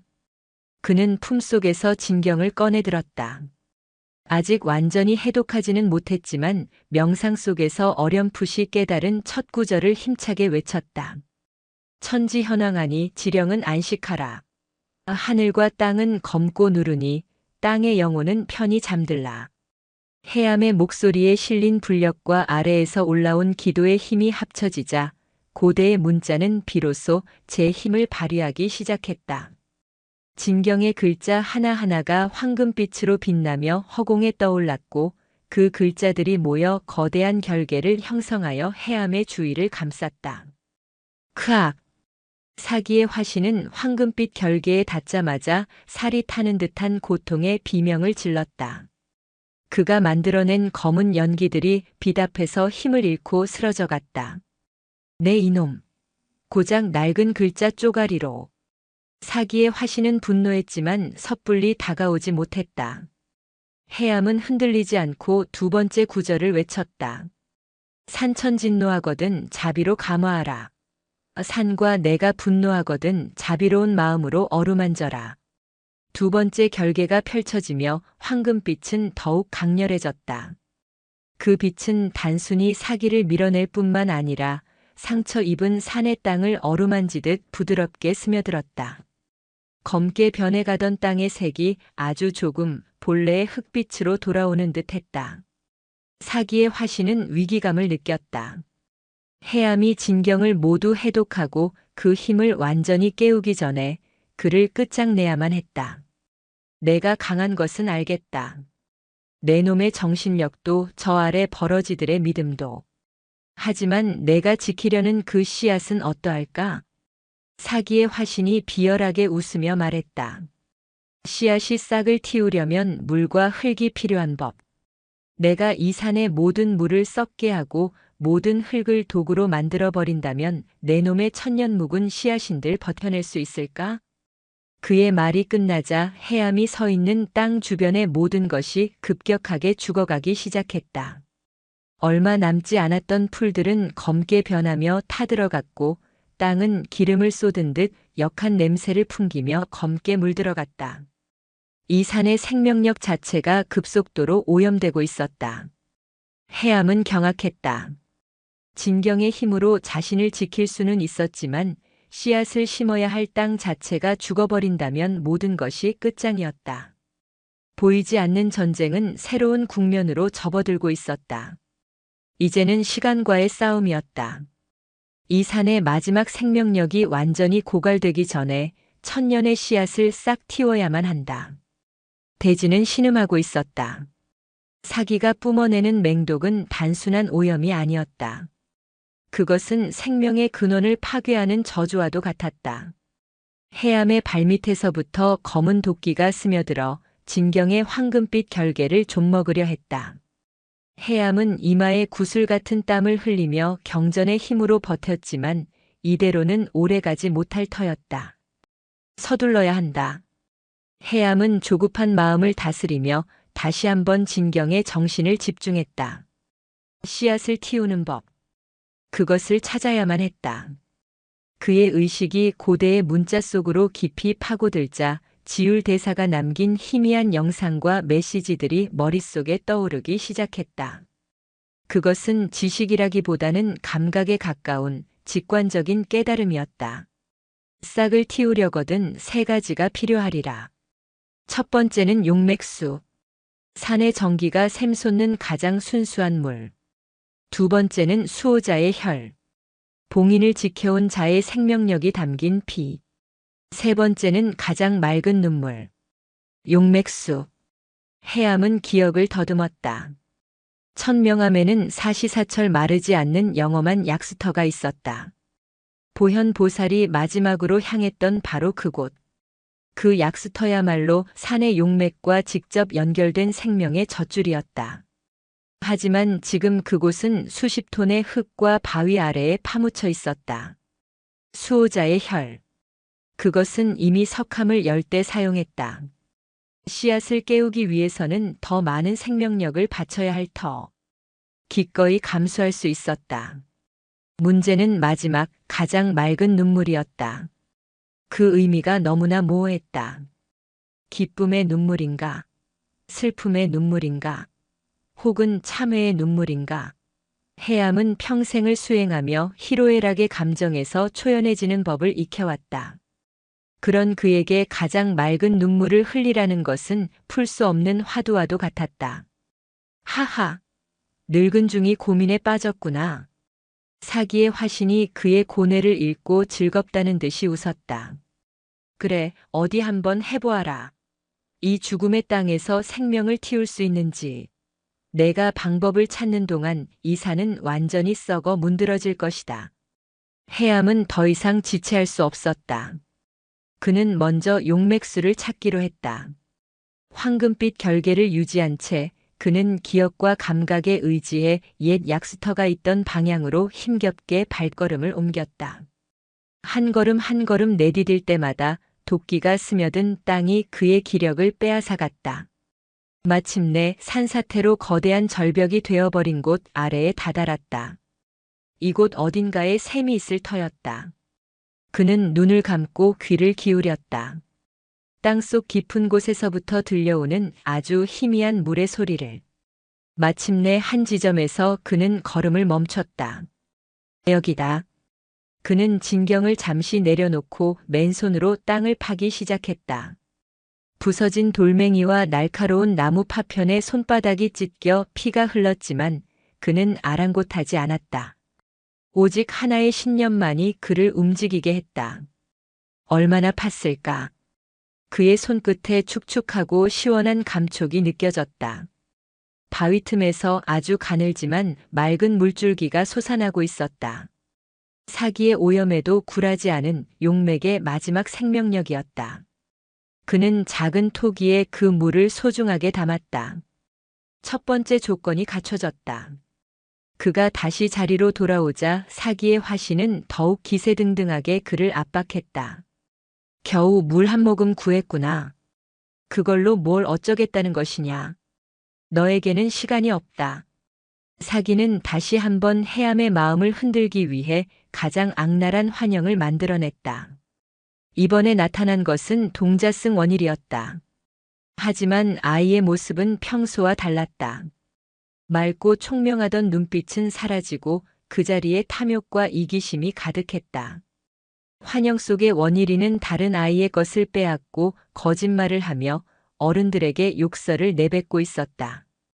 해암이 지키려 했던 순수함이 사기에 물들어 타락해버린 미래의 모습이었다.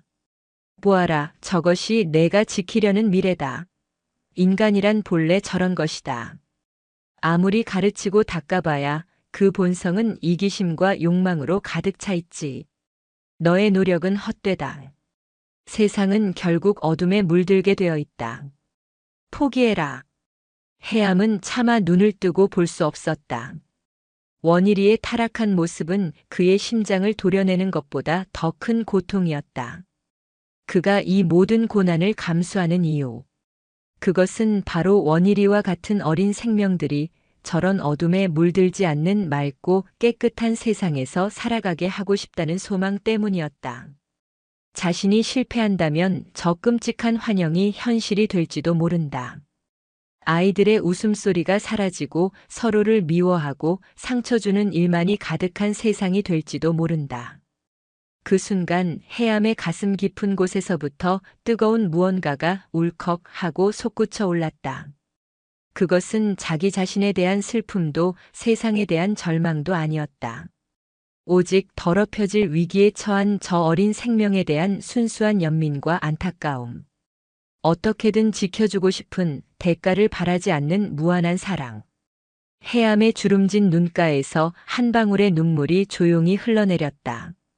그 눈물은 소금기 하나 없이 수정처럼 맑고 투명했다.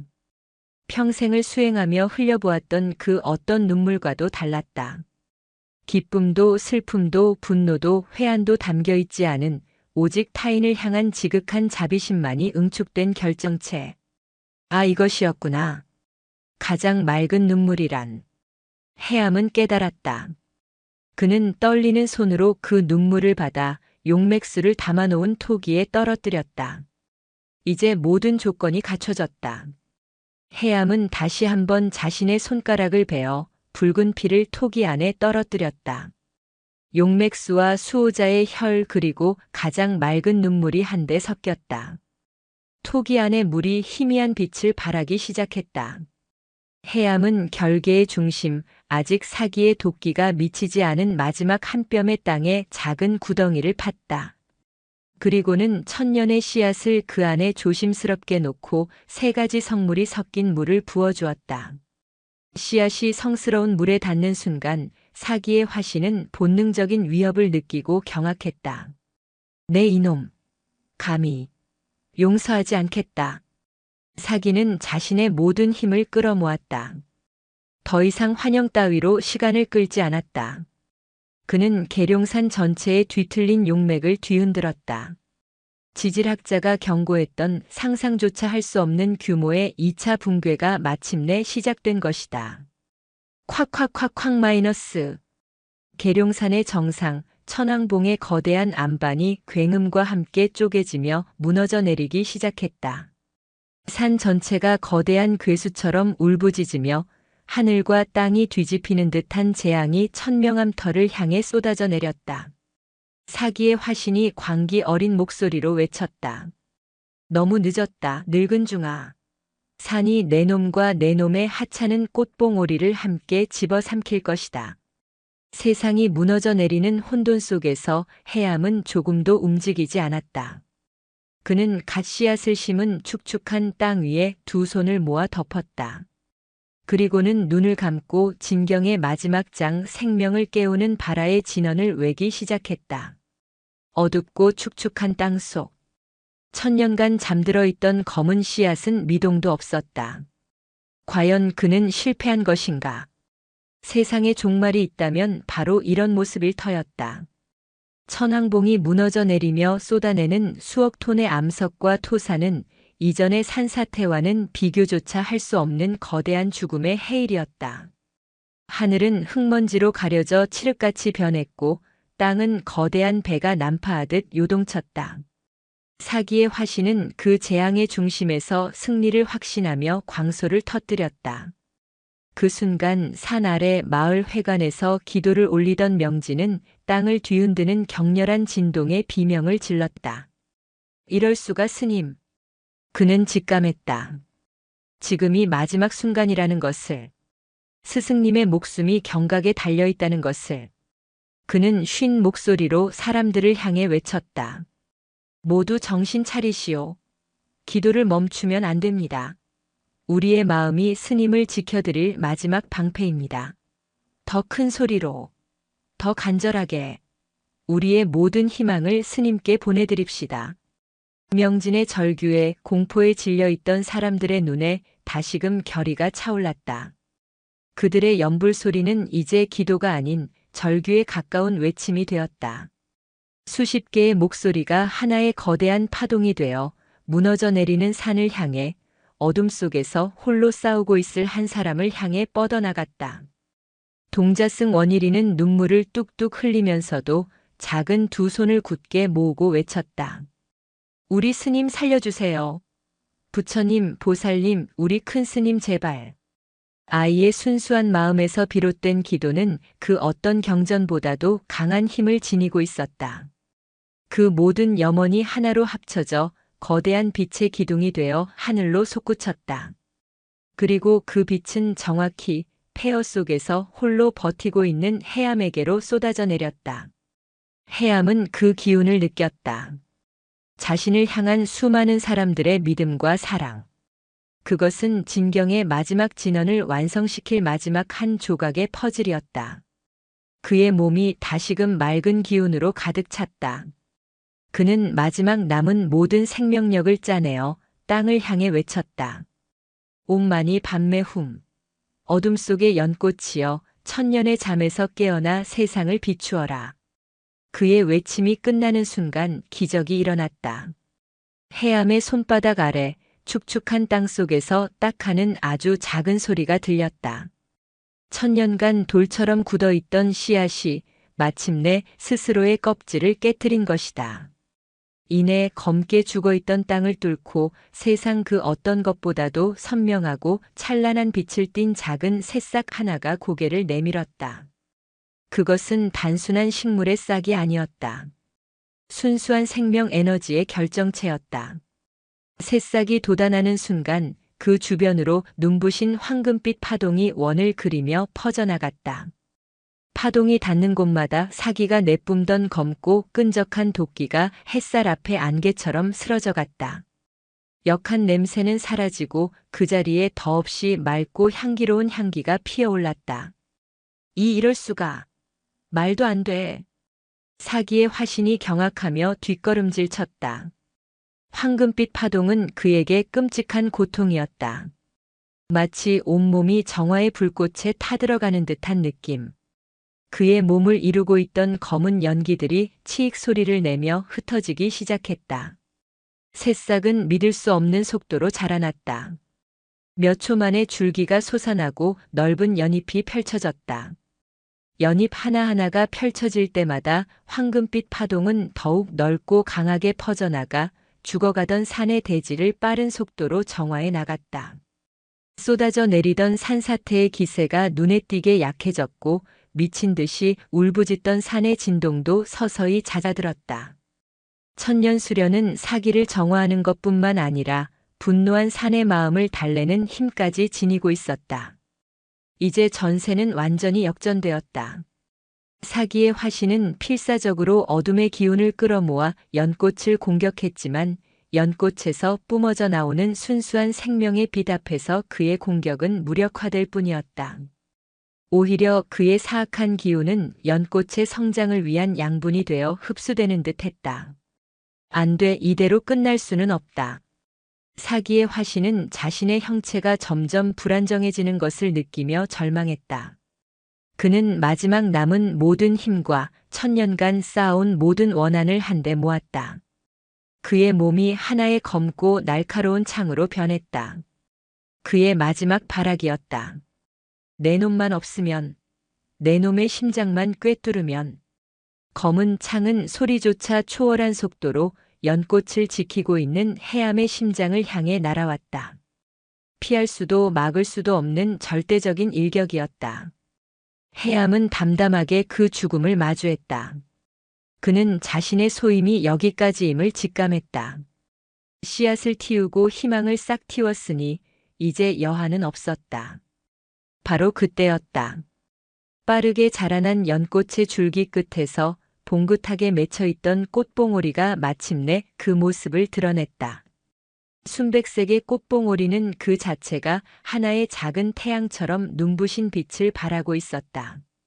사기의 검은 창이 해암의 가슴에 닿기 직전 연꽃의 봉오리가 천천히, 아주 천천히 그 꽃잎을 열기 시작했다. 과연 천년의 꽃은 제때 피어날 수 있을 것인가? 마지막 순간 노승의 운명은 어떻게 될 것인가? 시간이 멎었다. 세상을 파괴하며 쏟아져 내리던 암석의 포효도, 산 아래에서 울려 퍼지던 간절한 기도의 소리도, 심지어 제 심장이 뛰는 소리조차 들리지 않는 절대적인 정적의 순간. 해암의 눈에는 오직 자신을 향해 날아오는 검은 창, 천년의 원한이 응축된 순수한 파괴의 정수만이 보일 뿐이었다. 죽음의 그림자가 그의 늙은 육신을 완전히 뒤덮으려 하고 있었다. 피할 생각도 원망도 없었다. 그는 자신의 소명을 다했다. 어둠의 땅에 희망의 씨앗을 심었으니 이제 자신의 육신이 부서져 그 씨앗의 거름이 된다 한들 무엇이 아까우랴. 해암은 평온한 미소와 함께 조용히 눈을 감았다. 바로 그 찰나였다. 해암의 눈앞, 그를 지키듯 서 있던 천년 수련의 순백색 꽃봉오리가 안에서부터 터져나오는 빛을 이기지 못하고 마침내 그 꽃잎을 활짝 열어젖혔다. 그것은 세상에 존재했던 그 어떤 행위보다도 장엄하고 성스러운 개화였다. 꽃잎이 열리는 순간 빛이 폭발했다. 단순히 눈이 부신 광이 아니었다. 그것은 소리를 머금은 빛이었고 웅장한 범종 소리, 향기를 품은 빛이었으며 정신을 맑게 하는 연꽃 향기, 온기를 가진 빛만물을 품는 어머니의 온기였다. 순수한 생명과 정화의 에너지가 응축된 그 빛은 거대한 파동이 되어 사방으로 퍼져나갔다. 해암의 심장을 꿰뚫기 직전이었던 사기의 검은 창은 그 성스러운 빛의 파동과 부딪히는 순간 마치 뜨거운 불길에 던져진 눈처럼 허무하게 녹아내렸다. 비명조차 지를 시간이 없었다. 천년의 증오와 원한은 천년을 기다린 순수한 생명의 빛 앞에서 단 한순간도 버텨낼 수 없었다. 크아아! 형체를 잃은 사기의 화신에게서 마지막 목소리가 흘러나왔다. 그것은 고통의 비명이라기보다는 차라리 길고 긴 악몽에서 마침내 깨어나는 자의 허탈한 신음에 가까웠다. 이것이 빛이었구나. 따뜻하구나. 마지막 말을 끝으로 그의 존재는 한 줌의 검은 재로 변했다가 이내 연꽃의 빛 속으로 완전히 스며들어 소멸했다. 해암은 그를 파괴한 것이 아니었다. 그의 고통스러운 업을 정화하고 천년의 속박에서 해방시켜준 것이다. 진정한 의미의 구원이었다. 사기가 소멸하자 미친 듯이 울부짖던 산도 점차 안정을 되찾기 시작했다. 무너져 내리던 천왕봉의 산사태는 거짓말처럼 그 기세가 꺾여 마치 거대한 파도가 스르르 잦아들 듯 부드럽게 멈춰섰다. 하늘을 뒤덮었던 흙먼지 구름이 서서히 걷히고 그 틈으로 새벽의 첫 햇살이 기적처럼 쏟아져 내렸다. 그 햇살은 정확히 폐허의 한가운데 피어난 거대한 순백의 연꽃을 비추었다. 천년 수련은 그 위용을 완전히 드러내고 있었다. 꽃의 크기는 작은 법당만 했고 수십 장의 희고 맑은 꽃잎은 그 자체가 발광체인 듯 은은하고 신비로운 빛을 뿜어내고 있었다. 꽃의 중심에서는 순금보다 더 찬란한 빛깔의 수술이 세상을 향해 자비로운 기운을 퍼뜨리고 있었다. 모든 싸움이 끝났다. 하지만 해암은 쓰러져 있었다. 사기의 마지막 일격을 직접 받지는 않았지만 모든 생명력을 쏟아부어 씨앗을 틔우고 정화의 빛이 폭발할 때의 엄청난 충격을 온몸으로 받아낸 그의 육신은 이미 한계에 다다라 있었다. 그의 숨결은 잔불처럼 희미해져 가고 있었다. 얼마나 지났을까? 산 아래에서부터 필사적인 외침이 들려왔다. 대선사님, 어디에 계십니까? 명진이었다. 산의 울음이 멎고 사악한 기운이 걷히자 그는 한달음에 산을 향해 달려왔다. 다른 스님들과 원일이도 그의 뒤를 따랐다. 그들은 처참하게 무너진 산의 모습에 경악하면서도 이전과는 전혀 다른 맑고 평화로운 기운이 산 전체를 감싸고 있음을 느낄 수 있었다. 마침내 대웅전터에 도착한 그들은 눈앞의 광경을 믿을 수 없었다. 폐허의 한가운데 현실이라고는 믿기지 않을 정도로 거대하고 아름다운 연꽃이 피어 있었다. 그리고 그 아래 평온한 얼굴로 쓰러져 있는 스승, 해암의 모습을 발견했다. 스님, 명진은 울부짖으며 해암에게 달려가 그의 상반신을 끌어안았다. 스승의 몸은 깃털처럼 가벼웠다. 왔느냐, 명진아. 해암이 희미하게 눈을 떴다. 그의 입가에는 옅은 미소가 걸려 있었다. 보아라. 꽃이 피었다. 이제 이 산은 더 이상 울지 않을 것이다. 스님, 말씀하지 마십시오. 기력을 차리셔야 합니다. 어서. 해암은 조용히 고개를 저었다. 그는 자신의 시간이 얼마 남지 않았음을 알고 있었다. 나의 소임은 여기까지다. 이제 이 산을 지키고 이 꽃을 보살피는 것은 너의 몫이다, 명진아.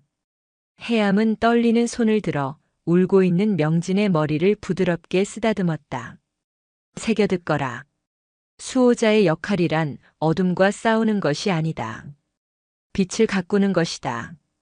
증오를 미워하는 것이 아니라 사랑을 키우는 것이다. 저 연꽃처럼 세상의 더러움 속에서도 스스로의 청정함을 잃지 않는 마음을 길러내야 한다. 그의 시선이 명진의 어깨 너머 눈물을 뚝뚝 흘리며 서 있는 어린 원일에게로 향했다. 저 아이를 보아라. 저 아이의 맑은 눈동자 속에 이 산의 미래가 있다. 천명함을 다시 세우거든 큰 법당과 높은 불탑을 세우는데 힘쓰지 말고 저 아이와 같은 순수한 마음을 가진 인재를 키우는데 모든 힘을 쏟거라. 그것이 이 봉인을 천년 만년 이어갈 수 있는 유일한 길이다. 해암의 말 한마디 한마디는 그의 마지막 생명력이 담긴 유언이자 새로운 주지를 향한 법문이었다. 명진은 흐느끼며 고개를 끄덕였다. 명심 또 명심하겠습니다, 스님. 되었다. 이제 여한이 없구나. 해암은 마지막으로 하늘을 한번 올려다보았다. 잿빛 구름은 완전히 걷히고 눈부시게 푸른 여명의 하늘이 펼쳐져 있었다. 그는 평생을 바쳐 지켜온 그 하늘을 향해 가장 평온한 미소를 지어 보였다. 이내 그의 몸이 서서히 투명해지기 시작했다. 육신이 수억 개의 작은 빛의 입자로 변하여 바람에 흩날리는 민들레 호씨처럼 하늘로 솟아올랐다. 그 빛의 입자들은 허공을 맴돌다 이내 자석에 이끌리듯 거대한 연꽃 속으로 부드럽게 스며들어갔다. 그는 산으로 돌아간 것이다. 평생을 지켜온 산의 일부가 되어 영원한 수호자로 다시 태어난 것이다. -1년 후 초여름 마이너스. 계룡산 천명함은 다시 세워졌다. 이전처럼 웅장하고 화려하지는 않았다. 산사태로 쓰러진 나무들을 손수 다듬어 기둥을 세우고 깨진 기와를 이어 지붕을 얹은 소박하고 아담한 모습이었다. 하지만 그 어떤 대찰보다도 맑고 평화로운 기운이 절 전체를 감싸고 있었다. 절의 중심, 옛 대웅전터에는 거대한 연못이 만들어졌다. 그리고 그 연못의 한가운데에는 1년 내내 시들지 않고 순백의 꽃을 피우는 천년수련이 고고한 자태를 뽐내고 있었다. 사람들은 이제 천명함을 연화사라고도 불렀다. 상처 입은 이들이 이곳을 찾아와 연꽃을 보기만 해도 마음의 병이 낫는다는 소문이 퍼져 순례객들의 발길이 끊이지 않았다. 주지가 된 명진은 더 이상 과거의 현실적이고 불안해하던 총무 스님이 아니었다. 해암의 지혜와 연륜을 이어받은 듯 깊고 온화한 눈빛으로 저를 이끌고 있었다. 그날도 명진은 조금 더 자란 원일이와 함께 연못가에 앉아 말없이 연꽃을 바라보고 있었다. 스님, 원일이가 맑은 목소리로 물었다. 이제 산은 울지 않는 거지요? 명진은 빙그레 웃으며 원일이의 머리를 쓰다듬었다. 그리고는 해암 대선사가 그러했듯 다정한 목소리로 대답해 주었다. 아니, 원이라. 이제 사는 노래를 부른단다. 명진의 말에 마치 화답이라도 하듯 시원한 산들바람이 불어와 풍경을 울렸다.